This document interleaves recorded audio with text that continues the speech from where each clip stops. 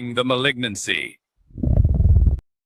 In this video, I'm going to be explaining the CD27 on T cells as well as the CD70 on tumors.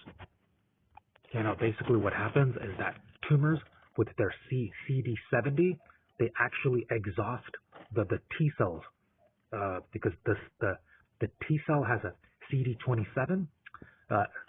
This can happen if the CD27 is excessive. So let's say from eating too many foods that can actually boost CD27. So too much of a good thing can be bad. So let's say eating too many apples, for example, can make the CD27 show too much, as well as let's say eating too many cholesterol-rich foods, for example, like on in eggs, can boost the CD70 too much on the tumor, because the CD70 survives in high saturated fat, high cholesterol-rich environments. So basically, CD27 is the costimulatory TNFR receptor on naive and effector T cells. So that goes to show that T cells, they cannot function on their own, and that they need help and guidance and signals, including with CD27. So signals via TRAF2 and 5, NFKB equals survival and metabolic fitness. But the NFKB can stay on for too long, which is not good, which is probably a consequence of the CD70 hijacking immune cells. T cells get exhausted through C27 because of high cholesterol buildup, but nature has a predator. Loop, this bag contains tomatoes, rich in which blocks aldosterons. Now, immune exhaustion can be reversed. Immune exhaustion ends here. Science meets nature. With the T cell, persistent TRAF signaling, and as I said it before, NFKB stays on too long. So NFKB is like an inflammatory cytokine. What that does eventually is that the T cells, they become exhausted. Okay, what this ends up doing is less IL-2. Now T cells need IL-2 to function. T cells require IL-2 to fight, but Tregs are stealing IL-2, leaving T cells weak. Then Goku arrives with Kiwi-powered IL-2, boosts T cell strength, TL strength. Pyramid head appears and slashes the monsters. T cells now thrive as a result thanks of to the CD70 attack. Because what PD-1 on the T cell does, it makes it vulnerable to attack from cancer cells. Because cancer cells have a PD-L1, and the PD-L1 attacks the PD-1 on the T cell.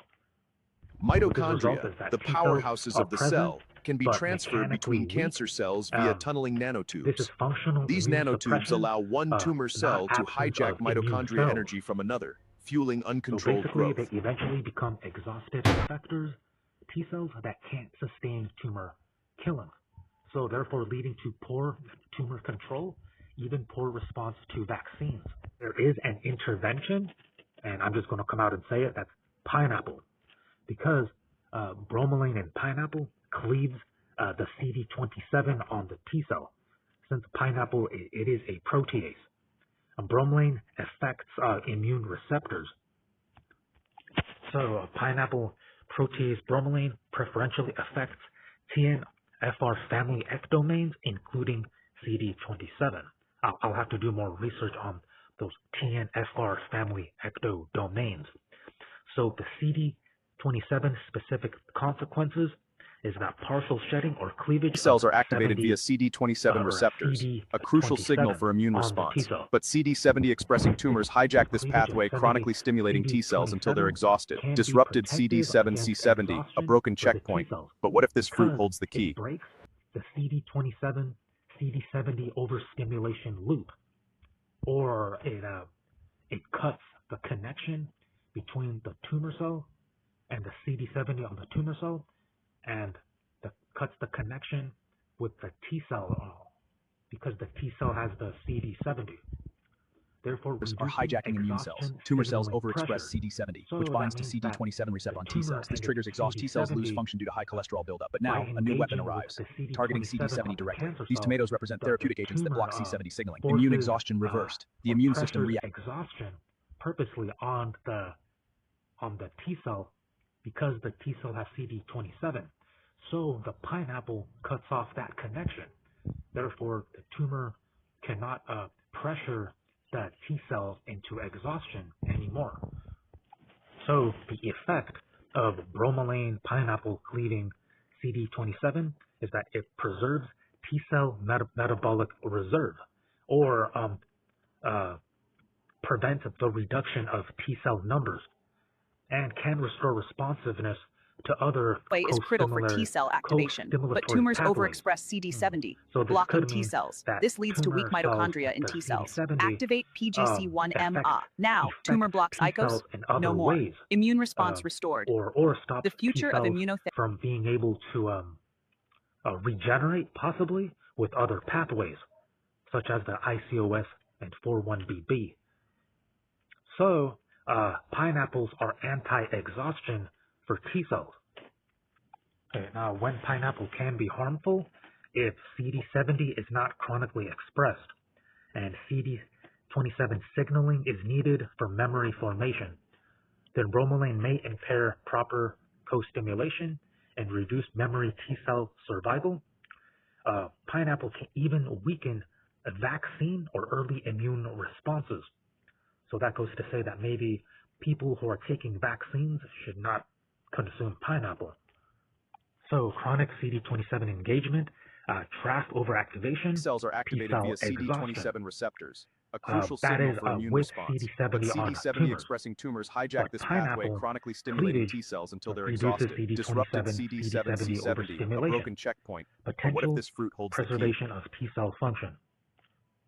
Okay, now high cholesterol amplifies CD70 mediated immune failure, or probably boosts the tumor's ability to pressure exhaustion in the T cell.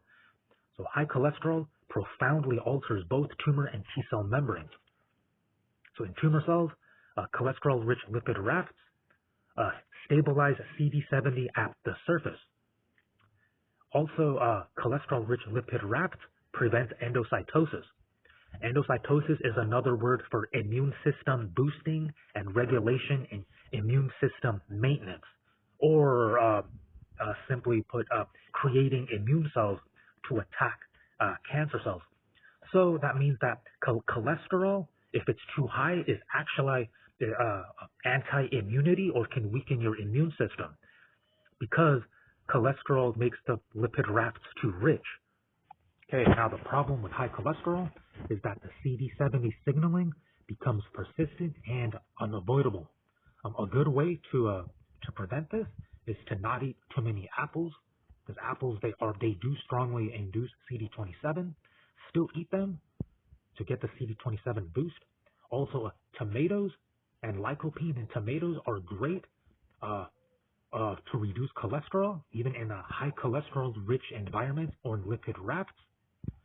So yeah, you could get a tomato juice at the Aldi store if you want. Okay, now T cells and the CD27 can become pro-exhaustion, or more likely or more sensitive are hijacking immune cells. Tumor cells overexpress CD70, which binds to CD27 receptor on T cells. This triggers exhaust T cells lose function due to high cholesterol buildup. But now, a new weapon arrives, targeting CD70 directly. These tomatoes represent therapeutic agents that block C70 signaling. Immune exhaustion reversed. The immune system reacts.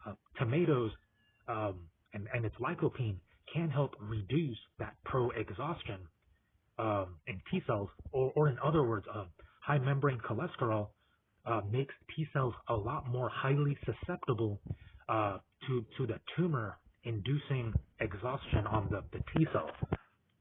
So that's it for the video. Like, comment, share, subscribe. Leave your knowledge and comments down below about your own in-depth knowledge, and I could possibly make a video out of that, and I'll see you in the next video.